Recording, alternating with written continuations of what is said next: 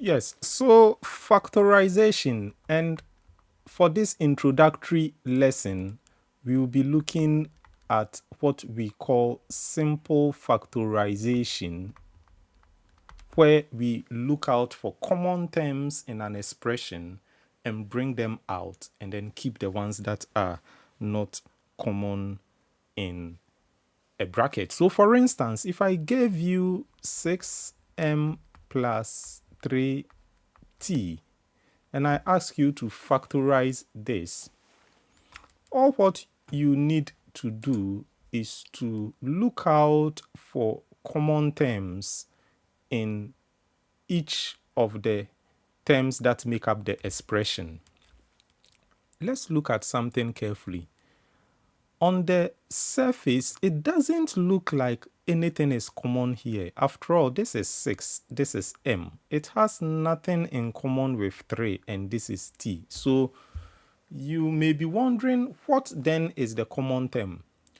But step back a bit and look at it carefully. In this 6 is hidden a number that is common to that number. What I mean is that there are common factors between the number, although the variables seem very different. So the first thing that we look out for when we want to do simple factorization is look out for factors in the constants of the expression. So let's take 6. 6 has some factors. 6 has factors 2 and 3, and of course 1 and 6. Let's take 3. 3 has some factors 1 and 3. So there is actually something common between these two terms that make the expression, and that is 3. 3 is common. So we can go back and factorize 6m plus 3t as 3, which is common to this and that. So we bring the 3 outside, and then 3 goes into 6 2 times. So we have 2. Nothing happens to the m, so the m stays. Plus 3 goes into 3, 1. Okay. In algebra, when you have 1 as a coefficient, we don't usually write it. So what is left is the t. So what we have actually done is the opposite of expansion. In expansion, we would have removed brackets. In factorization, we have introduced brackets and brought every common factor out of the expression. So on a very simple level, this is how factorization work. Now let's look at another example. This time let's bring in something where we can have common variables as well. So I come and I give you sy plus y squared, and then I ask you to factorize this. Okay, now this is an expression that doesn't have any constant, so we are left with the variables, but they are common variables. Okay, they are common variables. So the first common variable that is so obvious is a y. We have a y here, and here we have a y square. Now there is some conventions that helps us to unpack some of these expressions, especially when they occur in powers. Okay, so y square is simply y multiplying by itself twice. So we have sy. As you can see, there is a common factor here, and one of the y's are here. So I can take one of the y's outside the bracket, y, and then whatever remains, s plus y, that stays in the bracket, and then I have factorized this thing. So when you are given an expression to factorize in algebra, and especially if it is a simple factorization, you look at the individual terms that make the expression and see what is common across all of them. Bring whatever is common outside the bracket, and then what is not common, that is unique with the various terms, they are kept in a bracket. Then you would have factorized that expression. Okay, now these are very simple examples, but they are not always that simple. Sometimes it gets a little bit more tricky. So let's look at some more tricky terms that we can expand. I can get something like this: 24s squared minus 12sy. Okay, and now I've been asked to factorize something like this. Sometimes the examiners are very kind and they draw our attention to something. So rather than posing a question, factorize this expression. Rather than posing a very simple question, factorize this expression. Sometimes the examiners really want to draw our attention to something so that we don't make a very little mistake so that we can get all the full marks. A thoughtful examiner can go further and say, factorize completely. Factorize completely. Now, if we are directed to factorize completely, it then means that sometimes you can do a factorization and it's not actually complete. And I'm going to use this expression to illustrate the point I'm making. So, first of all, factorize completely this expression 24s squared minus 12sy. Now, one student can come and look at this expression and say, oh yeah, I can see some common factors here. Maybe I can see 2 as a factor of 24 and I can see 2 as a factor of 12. And of course, I can see s in this and I can see s in that. So let me quickly go and factorize. One student will start and just say, I can see a common factor, s. So s out, I'm leaving 24s minus 12y. Okay, so that is what one student will do. And that student is right, except that they have not factorized the expression completely. They have done some form of factorization. As we can see, they've brought a common factor, which is s, outside a bracket and kept everything there. But another student can actually come and also factorize what is in the bracket. Okay? Now, the moment you leave your factorized expression at a point where another person can factorize whatever remains in the bracket, it means you have not factorized completely, and so you will not get the full mark.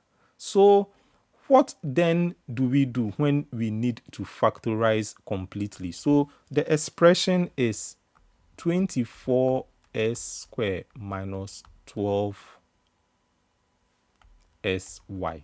We need to find what we call the highest common factor for the number. Okay, we look at all the factors in the two numbers, or if there are multiple terms, however many numbers, we look for the highest common factor. Please check my video on the topic numbers, where I taught how you can find the highest common factor for any two or more numbers. Okay, but here I can see 12 actually being a factor of 24. So 12 must be the highest common factor for 24 and 12. Of course, you cannot get any factor higher than a number itself. You can only get a factor as high as a number itself. So I can bring 12 outside the bracket, and then I can also see s as common. So I can bring 12s outside the bracket, and then that leaves me with 2 and another s minus 12 goes into minus 12 minus 1. We don't usually write the 1 in algebra if we want to present our work as matured students. And then whatever remains here, because the 12s is already out, so it's left with minus y, so y. Okay, so now that is a complete factorization, and this is what an examiner will expect when they ask you to factorize completely 24s squared minus 12sy. In fact, even if he doesn't use the word completely, it is expected that factorization is done as far as possible until no one can factorize further. So, for instance, if I come and I look at this expression, I take whatever is in the bracket and there is no way I can factor it anymore. It's completely factorized, and so I can't do much more. So that is what we expect for an answer. Now let's look at another example. 4a squared minus 5ad. Okay, so here it's a very simple expression. We want to factorize this completely. There are no common factors in the numbers associated. The coefficients do not have any common factor, so I can't do much with the number. I can see a hidden in the a square, and I can see a here. So a obviously is a common factor, and then what I am left is 4a minus 5d. So as simple as that, and this is a complete factorization.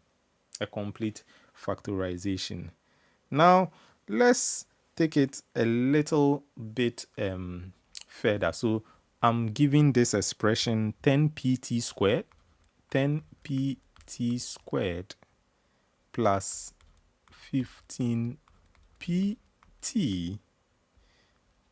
plus 5p squared t. Okay, so that looks like a much more complicated expression. It's nothing unusual. It's just slightly longer than the examples we have been looking already. So for a common factorization for this, first of all, I'm going to look for the factor hidden in the numbers. So I have 10, 15, and 5. The highest common factor I can tell is 5. So I'm going to bring 5 outside a bracket. But that is not all that is common. I can see p, I can see t in all the terms. I can see p, I can see t. So p and t is also common. P and t is also common. So I also need to bring p and t out. So 5pt. And then now 5 going into 10, 2. pt is out already. So I have 1t remaining because it's a t squared. So 2t, sorry. 2t plus pt is all gone. 5 goes into 15, 3. So I have 3 and then plus 5pt is gone. So I have only 1p remaining. Okay, so that is what I do. And this is a complete factorization of that. So you see that it's really very simple. You basically need to do two things. So let's recap quickly. First of all, look at the constants, okay, the numbers in the expression, and find the HCF, highest common factor. That one is what is going to sit outside bracket. But apart from the numbers, also look at the variables. Is there a common variable across all the terms in the expression? So bring that one also outside. So look out for common variables across all the terms in the expression. So once you have sorted the two parts of any algebraic term, the constant, the number part, and the variable part, and you have identified all common factors, and with numbers, highest common factor, and then the common variables across all the terms, you are now bringing them outside the bracket, and then everything else remain in the bracket. And that is how we do common factors.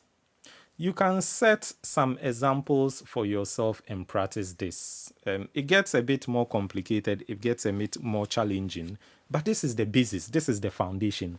Once you have understood what I've explained in this video, you should be able to use the same principles to solve any factorization question in algebra. This time, I mean common factorization, simple factorization. There are other forms of factorization. We will come to that later on in our journey through algebra. But for now, this is what I need you to know about factorization. Thank you. Have a good day and see you again soon. Bye.